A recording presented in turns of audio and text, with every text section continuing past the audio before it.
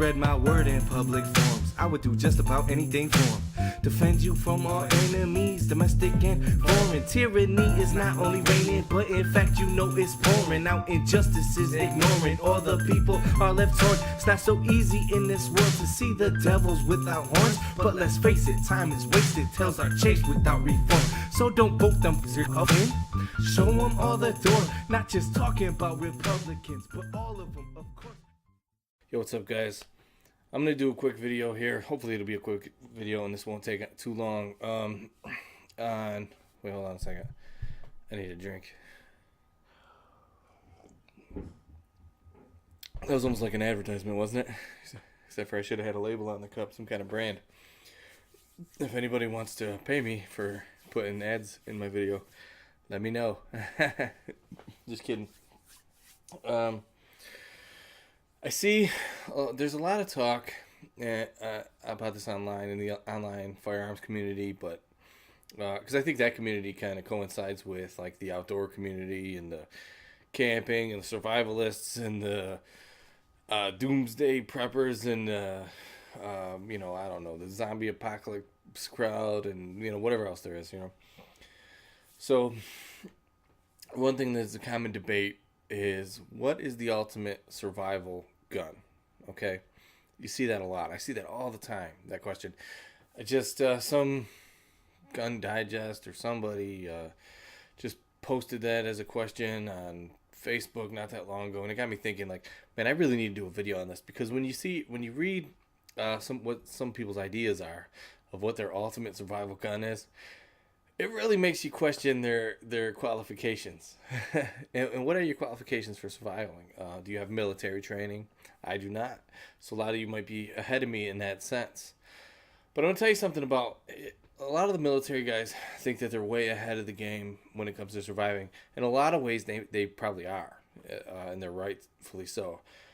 But not when it comes to choosing the ultimate woods firearm. And the reason that I say that is because in the service, they didn't carry the ultimate firearm for surviving. They carried the ultimate firearm for what the government wanted, which isn't necessarily even the ultimate battle implement. It's probably going to be a pretty good one, for battle. But it's not necessarily ultimate, because the government considers a lot of things like money, right? They have to furnish these battle rifles to everybody, to all the troops. It has to be in a caliber that they feel like they can afford. A lot of people talk about the weight savings of the 223 and how many rounds a soldier could carry as being the advantage, and those are advantages. But when that decision was made, it was along with the 45 to 9mm switch as well, money is a factor. You can produce a lot more 223 rounds or 5.56 rounds with the same amount of materials. You can produce more of those than you can 308, despite the fact 308 has more knockdown power. So then when you couple that with, well, women can shoot 5.56 better, or small men, and or just wimpy guys or whatever, yeah, there becomes a lot of reasons why they pick certain things that they do. But it's not necessarily just because, it certainly is not because it's the best survival weapon. So let me get that out of the way. So, and the same would go with knives, right? The military people are not necessarily going to have the best survival knife, because they might have something that's kind of survival crossbreed to combat, right? Or it just might be the price was right. A lot of politics go into what the military people get, the supplies that they get, who makes what they use. So, let me get off that. So I'm just trying to say that you can't fall back on your training. Well, what we had in training was this, and, because you see those comments. The other thing that you see, and let me just first say, people don't get off their ass, right? Excuse my language. People like to sit on the couch like I am right now, and that's all they do their whole life. They go to work, maybe. They come home from work, they sit on the couch, they watch TV, they go online, they see what's your best survival gun, they watch these survival videos or whatever, and they just start naming things like they know what they're talking about. But in order to pick your survival gun, your number one survival gun, you not only have to know about firearms. I mean, you really don't even need to know about firearms that much. You could be not really an enthusiast, just realize that you need a firearm as a tool, and that'd be good enough for what you need to know. To pick a good survival gun. But a lot of times, what you get is the opposite. You get gun enthusiasts who don't know anything about surviving, like the reality of being outdoors and that type of thing, and they're chiming in on what the ultimate survival gun is. That is the typical thing that you get. That is the very typical thing that happens, that you see, most common right there. They don't, it's just some guy, he goes to work, he comes home, maybe he was in the Army 20 years ago, and then he chimes in, well, the best thing that you need to carry, is a M1 Garand, or, something like that. That's the ultimate survival gun. So, for starters, I just want to get into it. First of all, we need to narrow down what type of survival we're talking about, because when somebody says, what's the best survival gun of all? Well, that's relative. You can't answer that question, because to somebody who's in Alaska, and maybe they get put out of their house for some reason, they have to go on the go for some strange reason, live outdoors, what they need is their firearm that they're going to need is going to be way different than somebody who lives in Nevada, right? Just for the simple fact, maybe where you are in Alaska, you live in a rural place. Maybe grizzly bears are a real concern. Even if you live in the northern woods of the continental United States, black bears could be a concern, or, whatever. And you need something a little different if you live in the wooded areas than you do, even if it's not the desert, even if it's just the open areas of Utah, right? The open areas of Colorado or wherever, or even the plain states, there maybe you need a rifle that's long distance, that 308 or something, where you could shoot something from far away. And mostly what you'll be hunting to survive is large game. Now notice that when I talk about this, I'm only talking about what you would do outside. And the reason being is, when we talk about survival, this is where I say you need to be specific.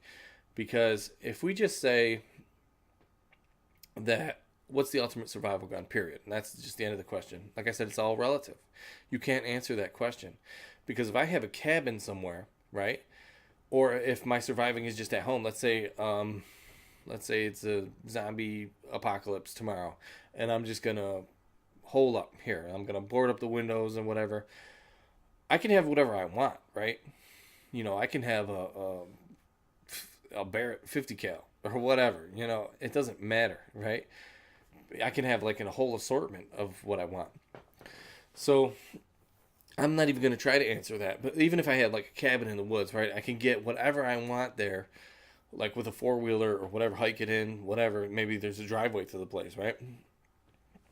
I can stack whatever I want there. So like when people say, well, the ultimate survival gun is, you see this, people will say like a shotgun.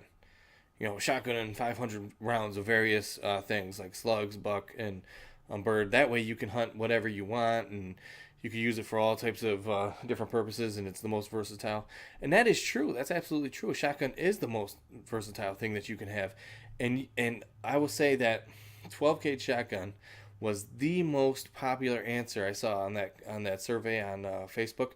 But it's been the most popular answer I've seen on any of like the videos on this topic or anything that I've seen. Here's where I realize that these people are the type, they go to work, they come home, they go to school or whatever, they come home, they sit down, they watch TV. Because I've done a lot of hiking. Now, I'm not like a real serious hiker, but you can look at my videos. I've done a lot of hiking. I have hiking videos. I've done a lot of hiking. I've hiked miles and miles and miles. I'm not like the advanced level hiker on one hand, but I'm definitely not the beginner either. And the only reason why I'm not the advanced level hiker is just because, to be honest, I don't enjoy it that much. Um, I know people who they are interested in hiking like the furthest distance, like it's all about the distance to them or the amount of peaks that they get. Like to them, like when they talk about hiking, they're like, "Oh, I did 36 miles in a weekend," and they're like, "And I got 4 peaks," and to them that's what it's all about. And to me, that's really weird, to be honest. Like, because I'm like, why would you want to do that on your day off? That doesn't sound like very much fun. And maybe it is. Maybe it's like because they just love the views so much.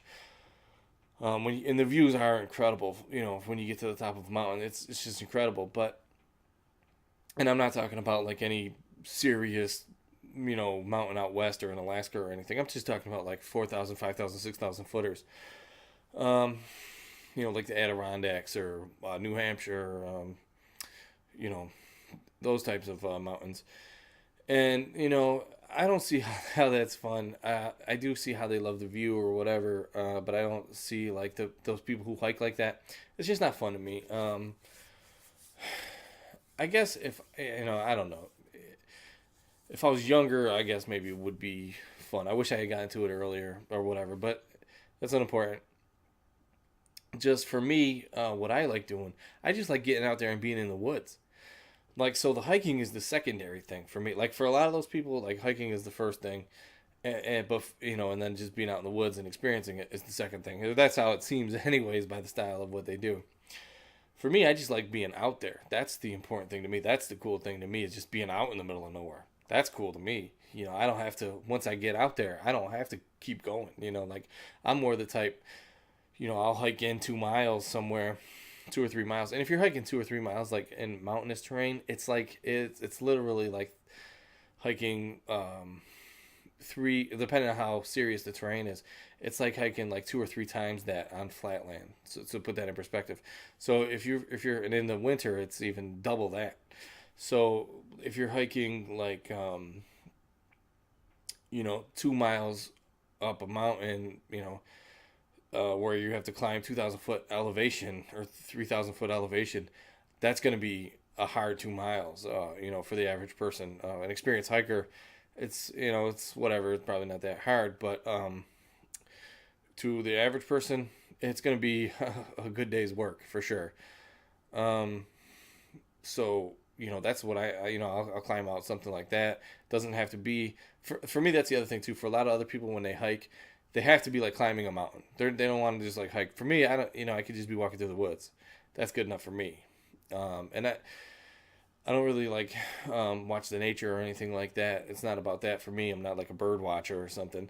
I just like being out there. Like I said, I like getting away and just being away from everything. But anyway, with that said, in order to do what I like doing, just getting out in the woods and getting to like some remote fishing spot and fishing, or get to the middle of nowhere, like and camping. That's what I like doing. So in order to do that, incidentally, I've had to hike long distances sometimes. It's just the way it is, right? So with that said, over the past 4 years or whatever, I've done a lot of hiking. Miles and miles and hundreds of miles, easily. So with all that said, I have a lot of experience and I know a lot of what's realistic in regards to you're taking it out there with you in a survival situation. Now, mind you, when I go walking through the woods, I'm not in a survival situation. So if I'm on a day hike, especially if I'm not camping overnight, I don't have that much gear with me. And with that said, I still would not want to carry like an 18-inch barrel Remington 870 with me. That gun is heavy. What is that, like 6 or 7 pounds for one item? 6 or 7 pounds. So when people say that their ultimate survival gun is a 12 gauge, and maybe the Mossberg is going to be a little bit lighter, has the aluminum receiver, but it's not going to be that much lighter. I'll tell you that right now. And if you have a 590A1, it has an even thicker barrel. So I could tell that those are people who have not gone out there, because there's no way you're gonna carry an item that realistically you're probably not even going to use for miles maybe that by itself weighs 6 or 7 pounds. You're just not going to do it, you know. And there's a lot of comments and a lot of people have that mentality. The other things you would see would be like M1As. You know, somebody's like, I bring my M1A, you know, 308. I could do whatever I want with that, whatever I need to with that. Well, yeah, but the damn gun weighs 8 pounds. You're not carrying that. Now, like I said, if we're talking about like just you know you're gonna hole up where you are, well, yeah, you can have whatever you want. But what's the point of debating that? Because you can have whatever you want, right? So, for me, when I think about it, the other thing is that I want to say before I get real specific is not only do you have to be able to carry it, but the other, like if you live in a wooded area like I do, where it's not just open plains. Like if you live in an open plains area, I don't really know because I don't live in that part of the country. Maybe you do go out and like hiking and just come across like elk or you know goats or whatever, you know. But here in the woods, you when you're walking through the woods, you don't see animals like that unless you're trying to, like unless you're like stalking them, hunting them. And even then, when you're stalking them and hunting them, like hunters, you know, you got your camouflage on, you know, you got scent masking things. If in a survival situation, you might leave on a you probably will leave on very short notice. You might not have that stuff with you. Maybe if it's in your pack and you can go wash up and put your, you know, your special deodorant on it with no scent, and you know if maybe if you have those clothes with that on there, the scent blockers, you know, in your backpack or something like that, maybe you will have that stuff, but you're probably not, right? You're probably not going to have that, so you're going to be smelling like a human. You might not be going the way that you were planning on going. You know, you might be downwind. You know, you might be upwind, you know, you might not be how in the ideal conditions I'm saying to hunt something, you know, and not only that, what is happening that you're in a survival situation, whatever that is, if it's a real major catastrophe, the animals might be thrown out of their normal balance. What I'm getting at is you might not see any animals, right? Even if you're purposely, if you're not intentionally hunting, you definitely won't see any animals. Probably, maybe something really small, birds, mice, and things like that. But even if you're intentionally hunting, you might not come across a deer. There's people who hunt with modern equipment on the weekend, you know, on the weekend off from work, and they don't see any deer. They go the weekend, they don't see any deer. So if you live in a wooded area, this is what I'm getting at. If you live in a wooded area and you're going to survive in the woods, living out in nature, and you're bringing your 12 gauge because you think that's the best to get a moose, you know, you're living some kind of dream, because that's not how the survival situation is going to be. If you're surviving, hunting big game in a wooded part of the world in a survival situation is like non-existent. That doesn't happen. People don't do that. In survival situations in general, that does not happen. People do not do that. You're going to get what's easy for you to get, which is going to be birds. It's going to be squirrels. It's going to be maybe mice, maybe rats, maybe skunks. You know, it's going to be the little things. That's the point. You're not going to need a shotgun for those things. A lot of people will say, well, shotgun would make it easier to hit those things. Well, here we're getting into another myth where people think that shotguns just have these amazing spreads. At any distance you're going to be shooting at things through the woods, your shotgun isn't going to have a very good spread. Now, it would make it a lot easier to get a wild turkey or something like that, but you're still going to have to aim and hit it. So my point is, you're not that far off with a small caliber rifle, which is what I'm getting to. Now, I've hiked with a rifle before. I've hiked a long distance. I've hiked, I think, like 5 or 6 miles one trip with a rifle. I will tell you right now, I will guarantee you, most people who are chiming in on these survival gun topics have never hiked with a rifle more than through their backyard or whatever. I'll tell you that right now, because I go hiking all the time, and I don't come across people with guns ever, like long guns. I'm saying I don't. Maybe they have pistols concealed on themselves somewhere, but I have yet to ever come across somebody hiking with a long gun. So I know they don't do it. It's not very common, at least not in this part of the world, and I seriously doubt it's common anywhere else. And that's just out of the crowd who hikes. Most people don't hike. Most people don't get off their couch. So when you have all these people chiming in about survival guns, they don't know what they're talking about. And what I was getting at with when I was saying, if I just go on a day hike, I don't have that much gear, and I don't want to carry a 5 or 6, 7 pound rifle, and I just have my day hiking gear. In a survival situation, if you were prepared and you had like a bug out bag, your bug out bag is probably going to be like 40, 50 pounds. So now you're sticking a 5, 6, 7 pound item on top of that. And depending on who you are, your bug out bag might be, 80 pounds. Some people do go that extreme. I wouldn't do that. I would try to keep it 30 pounds. I would try to keep it. But even if mine is 30 pounds, a 30-pound bag, when you've been walking for 15 miles or whatever, it's heavy. If you notice it, it's not, it doesn't keep you from being able to walk or anything, but you notice it when you take it off. You're like, oh man, that feels good. You don't want to stick a 7-pound rifle on top of that. And that's just the rifle. That's not even the shotgun shells. Would be several more pounds, and you couldn't really carry that many of them. Okay, so I've been going on about what are bad options, what other people say are bad options. So let me tell you what I would do. Knowing that most of what you're hunting in a survival situation is going to be small. It's going to be small game. Knowing that there's like somebody playing outside my window. The woes of an apartment building. Knowing that, what you hunt is going to be small game, mostly. You're probably not going to get big game. Knowing that you're probably going to have to carry everything that you have.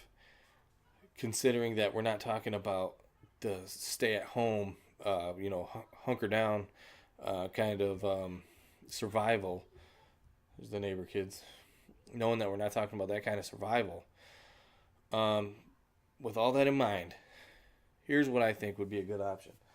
Now, a lot of people will say this, right? I actually saw this. This was a common one. After shotguns, I would say this was next for the responses. And yeah, you can do a lot with a 30-30 round. You can hunt anything in North America with a 30-30 round. Like I said, you're not going to be hunting big game, so I was just kind of joking pulling that guy out.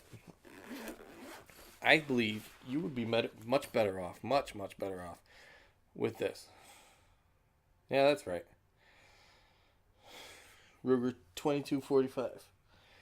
But I'm not telling you necessarily that gun specifically. I think that's a fine one. That's the light one. What do they call it? I think they just call it the 2245 light. That one would be my pick if I had to pick one. 4-inch barrels, not too small, not too big, not too heavy though. That's the important thing.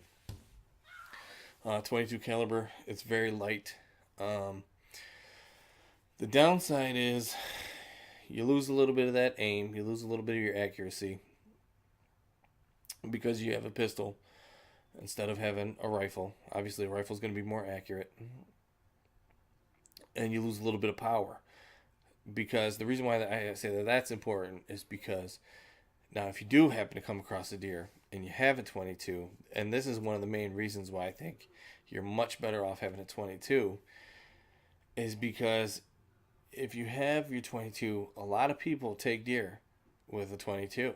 Now, it's not really the most humane thing or whatever, a lot of people say, but it happens. It's a problem. It's actually a problem because it's inhumane and we're not in survival situations and people still do it to this day, but the fact that they do it just proves that it can be done. Now, out of a pistol, obviously you're going to lose power. Now, if you're going to take a deer, if you're going to attempt to take a deer, obviously a rifle would be better. But worst case scenario, you got to do what you got to do. Okay? Now in the real world, don't be an asshole. Don't shoot large game with a 22. Get the appropriate calibers. Large rifle calibers. Thank you. The next best thing, and I think ideally I would like to have both of these. I would like to have, now like I said, the 2245 is just representative of a 22 caliber pistol. You can have an SR22, you can have a 22 caliber revolver will probably be the best because you're not going to have malfunctions as easily. Now, a lot of people will say, revolvers are good, and they'll recommend having like some huge caliber revolver as their survival gun because you don't get malfunctions. But actually, that's not true. A revolver still needs to be cleaned. You do get a lot of crap in between the cylinder and forcing cone, and you will have problems eventually if you're surviving for long enough where the cylinder doesn't want to turn or whatever because it needs to be cleaned out. So they do need to be cleaned, but obviously the process that would take is going to be much longer than your semi-auto. Your semi-auto in any caliber is going to start having problems if it's getting dirty, not even from the shooting, it's just getting dirty from being out and about. You're going to get problems probably pretty quickly unless you can keep it clean somehow. But, which brings up another point. I also have a philosophy for short-term and long-term survival. So, how would you know this? Well, short-term survival might be like, there's been a disaster, a flood, where you live, a hurricane, and you have to get out, to highland up a mountain or something. But relief is coming, right? Long-term survival would be like you have to get out permanently, like you're going to go live in the woods forever. I don't really know under what scenario that would happen. Maybe like collapse of the world, very rare chance that might happen, but you never know, I guess, right? It's just fun to talk about anyways. So for short term, that's where I'm talking about this. Okay, short term. Reason being, it having an automatic system, it's a semi-automatic, it's just not going to function for very long in harsh conditions. The perfect pairing for that, and this one was one of the most common I see suggested too, is the 1022. Now I told you that when I went hiking with a rifle, it was, like a 6-pound rifle, it was a 1022. I hiked up a small, very small, like a 3,000 foot mountain, which is basically like a hill. I hiked up like 3 miles up a 3,000 foot mountain. Pretty easy hike. With 1022 that at that time I think weighed about 6 pounds, 5 or 6 pounds. And I'll tell you, even though that itself was pretty light gun, it was noticeable. But the real advantage when I talk about something like a 1022, because the 1022 is not a ton lighter than like a full caliber rifle. It's no lighter, than like a 308 bolt gun. Maybe it's no lighter at all, or very little lighter. The advantage is I can carry like 500 rounds on me in my pockets. Like 500 rounds, just like a sick amount of ammo. I mean, I could stick a 100 round box of CCI Stingers, one of those long cases. I can stick one of those in my pocket and not even really notice it's there. If you have 100 rounds of 308, your best option would probably be to carry it loose, because putting it in like the 520 round box is just going to take a ton of room in your bag. And it's so much heavier, so that's the huge advantage, is you're probably not going to need anything that powerful or anything that long distance. And also, the weight savings is huge, right? So that's short term. What about long term? Long term, I would bring this, no doubt about it. If you've seen my video on this, you know that I love it. That thing is like 3 pounds. Like 3 pounds. And the reason why it's my long-term choice is because not only one does it promote round saving with the fact you only get one round at a time, so you won't be tempted to just blast 5 shots at the rabbit. But also, it's super accurate. It's more accurate than your 1022 is going to be, unless you have some kind of like, match 1022, which in that case is probably going to be heavier. That's going to add more weight. If you have a thicker barrel. If you have this, it's like less than 3 pounds. It's going to be more accurate than your 1022. It doesn't have the longest barrel, so you're going to lose a little bit of power there. But it's compact. You could even take it apart if you wanted to. I wouldn't travel with it that way. I'd keep it just how it is, and I would put it in. I have in my Kelty bag. It would put it in the flow-through pocket, and you'd barely notice it was there. I put a large knife and a saw on the other side, and it would balance the weight right out. You got the peep sights on here. I mean, this is just. If they didn't make this as a youth gun, the next way they would sell this is a survival gun. I'll tell you that right now. I said it in the other video. I think I'm going to get myself one of those. And even if you had that paired with the 2245. Now with that, I wouldn't feel like I really needed the 2245 because that's small and handy enough I can keep it on me all the times. But if you could have that pairing with this, you're in business. I'll tell you that. Other than that, and don't get me wrong, I think a 12 gauge is an excellent choice for survival. If you're talking about holing up, it's excellent for holing up. Because if you have a cabin, you can have whatever. You can have cases, like wooden crates full of 12 gauge shells, right? And you can have all different kinds, and you can go outside your cabin and go hunting or whatever. But survival, I think, is hardly ever going to be at home. Surviving at home is not really surviving, is it? Even if it's like your power's out and there's, stores are shut down or whatever, you still have your home and everything. It's, you still go in there and starve on your couch. It's not really surviving. So to me, when they ask a survival gun, I'm not thinking of that. Another good option would be, where is it? Something you see me have a lot. One of these. Now, this would be short term again. For long term, it's not even a question. I showed you long term, and that's the only one. Now, if you don't have that, maybe like something a little bigger, something a little heavier, like the Savage Axis 22 long rifle, maybe a 22 Magnum. A 22 Magnum might be a really good choice. For me, I showed you, but for you, maybe the little bit of extra power on 22 Magnum is a good choice, and you can still carry 50 rounds in your pocket. I don't think the 22 Magnum comes in 100-round bricks like the 22 long rifle does, but the 50-round bricks are pretty small too. They're just a little bit taller. Now, for short-term survival, this would be another really good option, and the reason being, it's more powerful than the 22 is. It's going to be about as powerful as the 22 Magnum coming out of a rifle.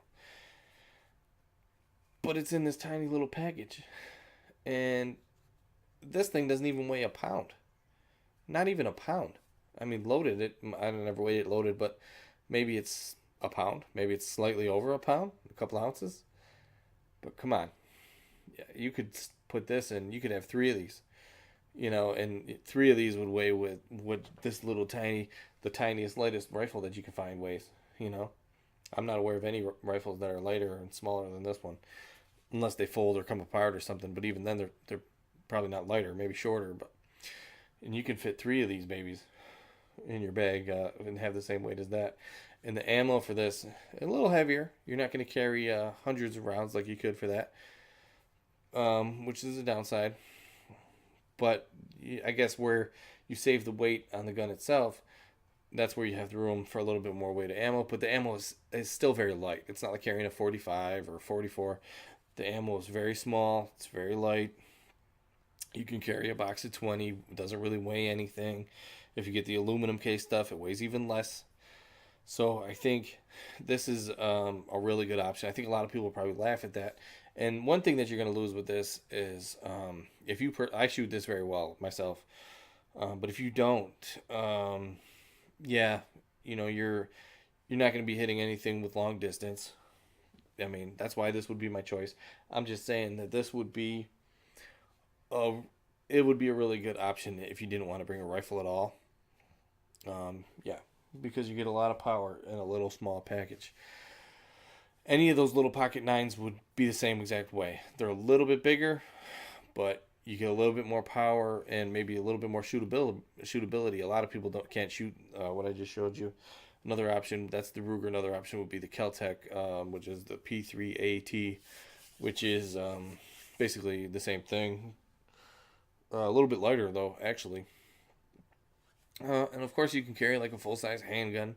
That would be good because you could probably, I'm sure you could take a deer with it.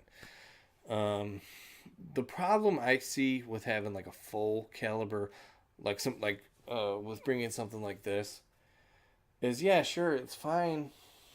It'll be better at protecting you maybe than this, right? But again, the ammo is heavier. But the real concern I would have is like when you're eating squirrels, you shoot a squirrel with that. And I know, well, he's not a friend of mine, but I know a guy who shot a skunk with one, and it's just like, it splits him in half. I'm talking about, he's just shot a skunk with it was actually a 9mm. He shot a skunk with a 9mm hollow point, split this skunk in half. It just destroys the meat. If you can get them with something like this, it doesn't destroy all your meat that you're trying to eat. He wasn't trying to eat it. He was just trying to get it off his property or whatever he was doing. I don't know what he was doing. But, yeah.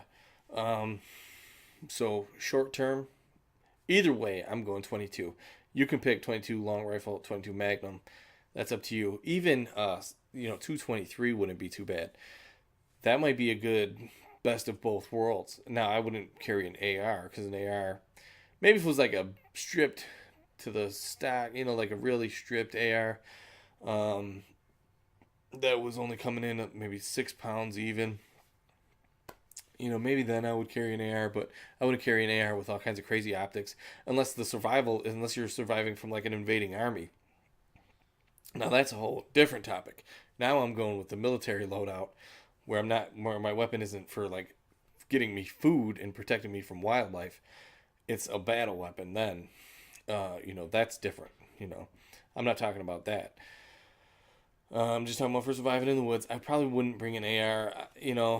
I could see somebody else doing it. Like I said, if it was like a really stripped down one, no optics, nothing extra at all. No aluminum rails on it. It's plastic furniture. Just trying to keep the weight down.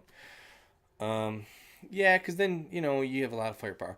What I would do is I would bring a 223 in a bolt action, maybe like in a Savage bolt, in a light gun, or I guess the Ruger American is very lightweight. That would be perfect for that. Get a Ruger American in 223. 223 is small. The ammo is really small. It's not like a 22 long rifle. You can't just pack it up like that, but it's small enough where you could probably carry 100 rounds. It wouldn't be like carrying 100 rounds of 308. It certainly wouldn't be like carrying 100 12 gauge shotgun shells. The thing I wanted to add about the 12 gauge too is if you have to have a shotgun because you need that versatility, go 410. That's the way to do it. You still can have slugs. You still can have, buckshot, double out buck. You can still have, birdshot and all that. You can still have that, but you can have it in a much lighter weight, much easier to carry,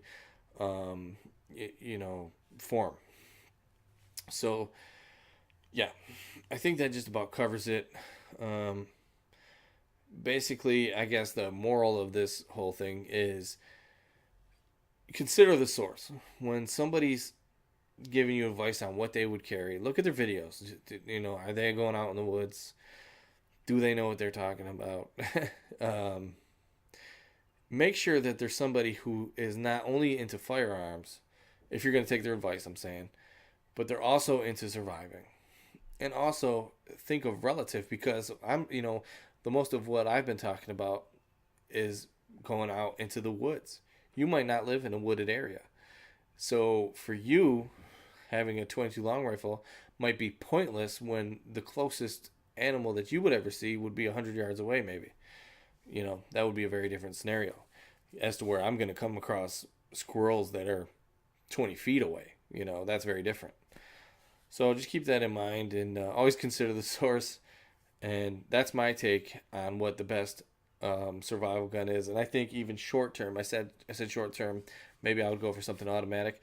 But truthfully, short term, I'm going to go for this with the combined with a 22 caliber handgun.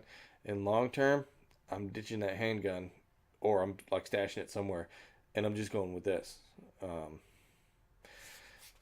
And it even comes in an OD green color, and that would be the one I would get. So thanks for watching, and subscribe to my videos if you liked it. If you can deal with my rambling, most of my videos contain rambling, so thank you for watching.